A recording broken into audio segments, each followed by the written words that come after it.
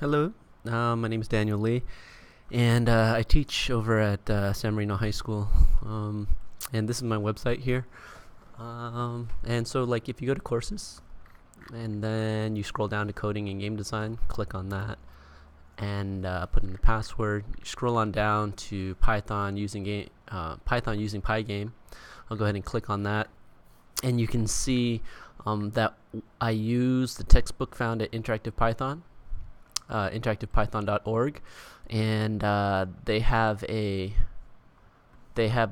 very well designed curriculum that teaches you the basics of Python, right? So we go through this, and what we do is every once in a while, after you've learned enough skills in Python, we jump back and we create a project.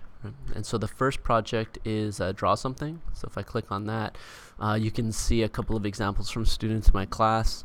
And so just the beginning steps is we learn about Turtle and how to draw things on the screen, the sequential nature of programming, and some people put in some advanced topics. Like this guy here made it so that the tree that's generated is different every time by using a random number generator on the branches that are created.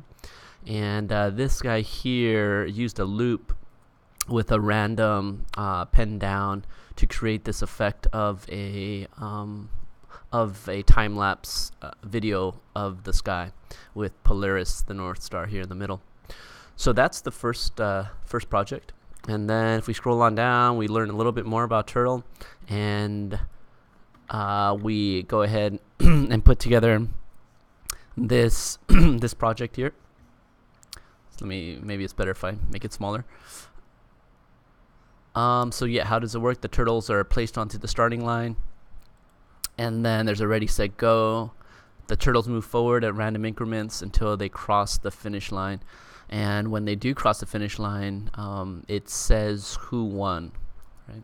And so the turtles are moving forward at random increments, which means that the winner is different on every run of the game. Some people have taken a step further and added a betting system. But yeah, this is the second little Python project that we do. And then from there, there's a choose your own adventure guide. Where we build a text-based choose your own adventure. You print out some parts of a story, and at the end of that portion of the story, it prints out what would you like to do: go to the park or go to the supermarket, right? And then you enter one or two based on what you want to do or where you want to take the story, and the story continues based on your choice. And so. So that's this, and this was kind of basic. So some of the students who felt so inclined made graphical games where the player chooses what they want the character to do. So this one here, you had a flamingo that was trying to save his flock and his family, and you had to make choices to accomplish that. Right. This one here was you click on the screen in order to make your choice, and the way that she did it, she used very nice animation, and so she took it a little step further by creating this story type of choose your own adventure with a graphical component. This guy here made a video game. And so the video game here is you have a turtle. The point of the game is to get to the flag, to touch it. But there are invisible bombs everywhere within this red square, and you're only able to see the bombs that are 3 squares away, right? So there's a bomb here and there's a bomb here. So then you're trying to get the flag by understanding where the bombs are and not touching them. So you can see here that this little turtle is going to move his way around, and the bombs that are 3 steps away are visible, and he eventually gets the flag, and then another one appears, and he's at level 2, right? So that's what this guy did here. This guy here did a full-blown 2D RPG. He didn't use images, but it's had all the components of a 2D RPG, which he implemented using the turtle module. So that's that, the choose your own adventure. And then we have a guessing game. The guessing game is kind of a classic programming exercise where the computer generates a random number, let's say from 1 to 100, and you need to guess. And if I guess 50, then the program says whether it's higher or lower. And so you need to guess the number in the least amount of guesses, right? And so it's pretty straightforward, this exercise here, but what I had my students do is create a computer player. So it'd be a 2-player match, you versus the computer, and the computer needs to play intelligently, right? So it needs to not like guess randomly, but play as a human would play, to make it competitive. So that's the guessing game. And then we go ahead and do a Magic 8 Ball. And Magic 8 Ball is I don't know if you've ever played around with one of these, but you ask it a question and you shake it and it tells you yes, no, or maybe. And so what the program here is doing yes, no, or maybe on a random number generator. But then what I have my students do is search the question for keywords so that the response can be intelligent. So how that works is if I type in will I find love this year, and I hit enter, the algorithm will search for the keyword find and love, and then print out a response yes, no, or maybe, but along with a intelligent response like why are you so interested in finding love? You should be concentrating on your schoolwork, right? And then yes, no, or maybe. So that's what this Magic 8 Ball is about, is just playing around with strings and creating an illusion of intelligence. That leads right into the chatbot project, where you create a chatbot using those same techniques found in the Magic 8 Ball to create a program that shows signs of intelligence. I don't know if you've ever heard of the Turing test, but that states that if you communicate with a program and you cannot tell if it's a human or a computer program for the first 5 minutes, then it shows signs of intelligence. And that was the challenge of this assignment here.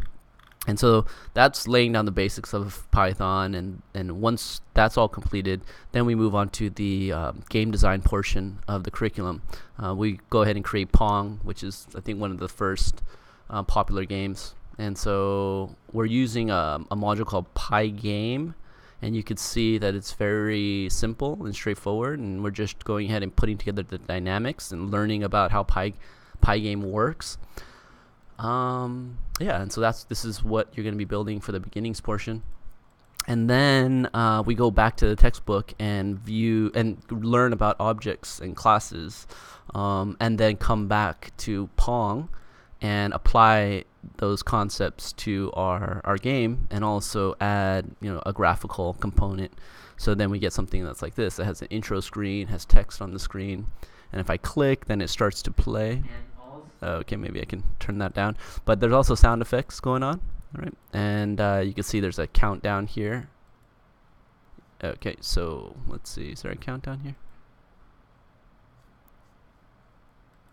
Okay, I'm not sure how that goes, but so the ball's bouncing around, and you need to win, and the score is blitted to the screen based on where it went off the screen. If it went off the left side of the screen, then the right player's score goes up by 1, and you can see that here. And then the second player wins is when they get a score of 3, and then it shows the ending screen here, which allows you to replay the game.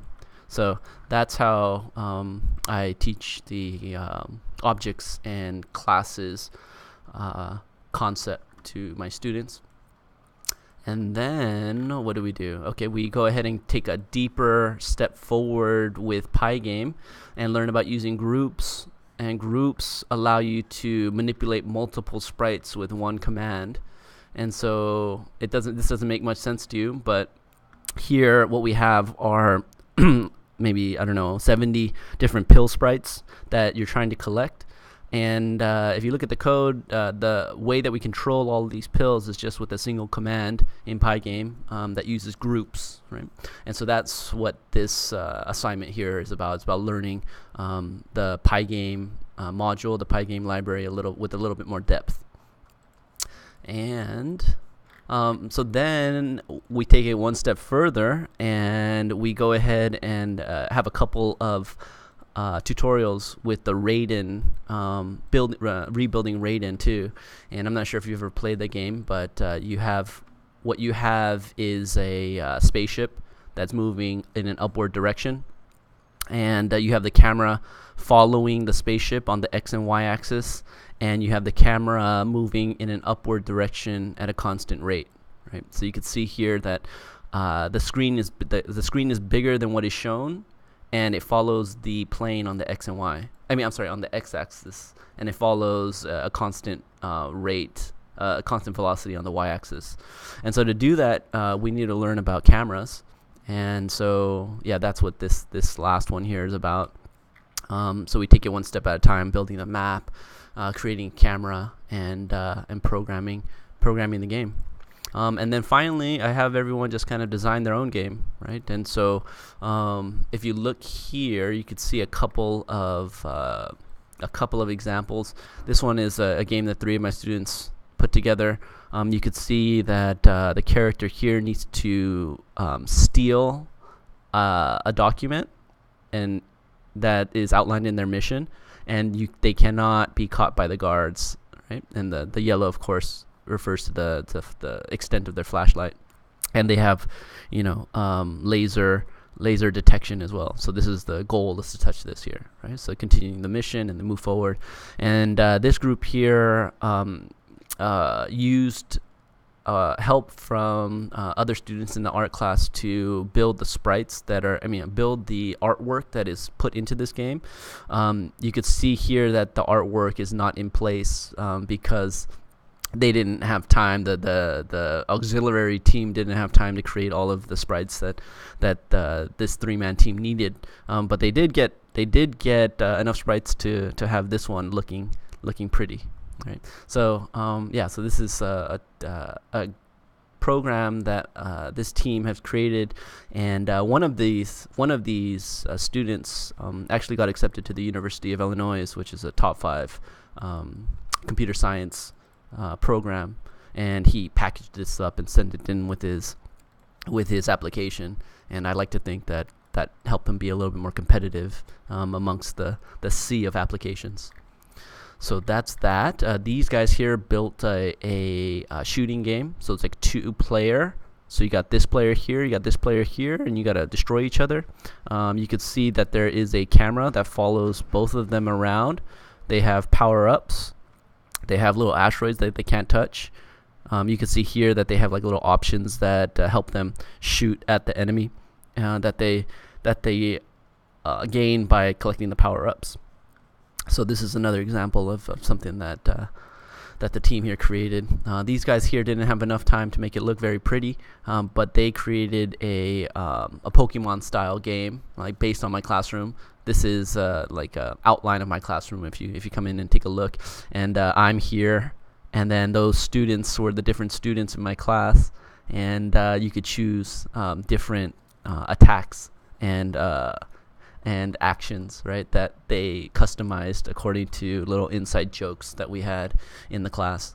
They didn't have enough time to get all the sprites going, so there should be a sprite here and a sprite here, but there is not, right?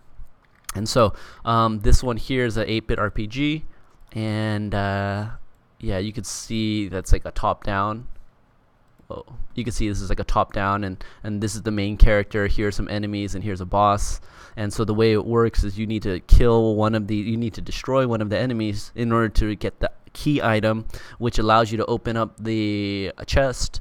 That gives you a weapon that allows you to beat the other bosses. And by defeating the other bosses, you gain armor that allows you to defeat the real boss. And the real boss gives you a key, which allows you to open up the second chest, which allows you to escape and move on to the next level, right?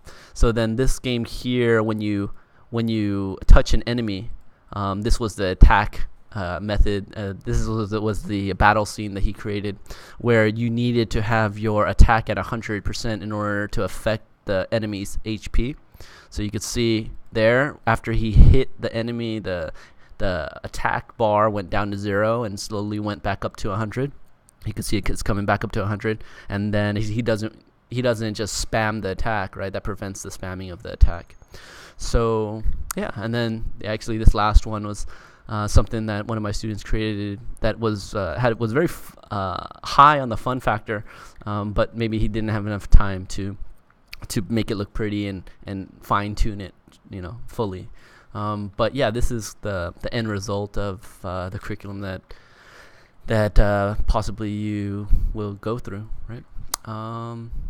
Yeah, and so that's it.